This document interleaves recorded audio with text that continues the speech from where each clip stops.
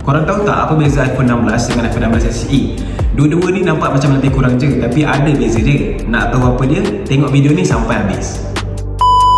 Okey, yang pertama daripada segi rega bentuk. Dua-dua model ni dia pakai badan aluminium dengan skrin OLED 6.1 inci yang tajam.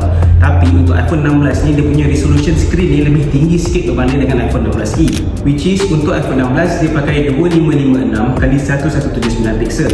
Dan untuk iPhone 16e pula dia pakai 2532 x 1170 pixel. Dia punya beza tak banyak pun, sikit je. Okey, untuk chip pula kedua-dua model ni dia pakai A18 Bionic. Tapi untuk iPhone 16 ni dia pakai 6 GPU core. Power sikit untuk editing, main game ataupun untuk heavy use. Manakala untuk iPhone 16e dia pakai 4 GPU core, which is sangat-sangat bagus dan padu untuk kegunaan biasa macam nak main social media ke, nak tengok YouTube ke, memang dah okey sangat dah.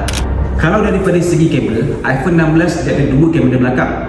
Kamera yang pertama adalah 48MP untuk main kamera dan 12MP untuk kamera ultra wide.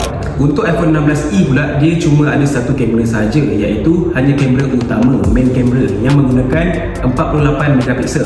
So untuk iPhone 16e ni dia hanya ada satu kamera dan tak ada ultra wide.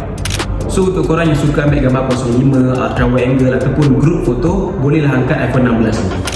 Kalau nak cakap pasal bateri pula, walaupun iPhone 16 ni dia support MagSafe wireless charging, tapi iPhone 16e dia punya capacity lagi besar lah dalam setengah situasi.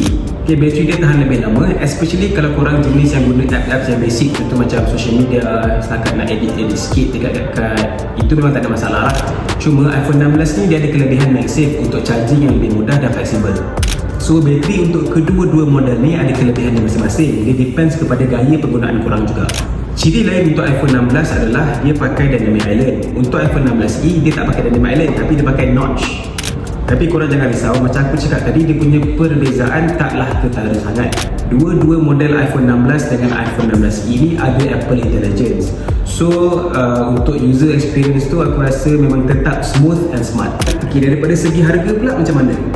Untuk iPhone 16 ni dia bermula sekitar RM3,999, manakala iPhone 16e bermula sekitar RM2,999.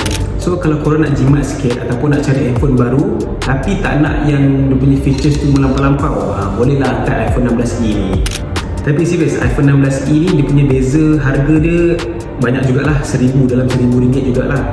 So bagi aku iPhone 16e ni tetap pilihan yang baik juga kalau korang tak kisah dengan feature-features yang ada dekat iPhone 16 ni. So kesimpulan dia, kalau nak beli iPhone baru, kena pilihlah betul-betul ikut bajet dan kemampuan. Kalau korang nak yang power sikit and nak dia punya features tu lengkap, better korang ambil iPhone 16. Tapi kalau korang nak jimat, tak nak spend extra RM1,000, ataupun korang tak kisah dengan feature-features yang ada dekat iPhone 16 ni, bolehlah angkat iPhone 16e.